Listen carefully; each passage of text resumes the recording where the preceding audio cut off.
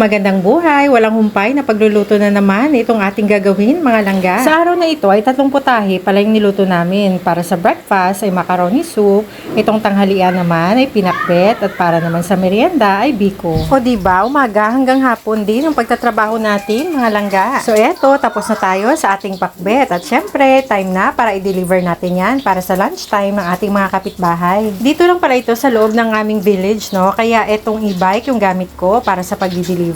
Tingnan nyo naman yung aking bougainvillea kasi nga mainit na ay nagbo-bloom na naman sila. Alam nyo, ang init lang talaga ngayon, no? Masakit na talaga sa balat kaya dapat naka-jacket tsaka naka-face mask pa. First stop natin to at ito nga, dalawa yung order niyang pinakbet. Sa ngayon, gulay-gulay lang talaga yung niluluto namin kasi ito nga yung mas affordable. Yung mga karne kasi ngayon talaga ang mamahal na.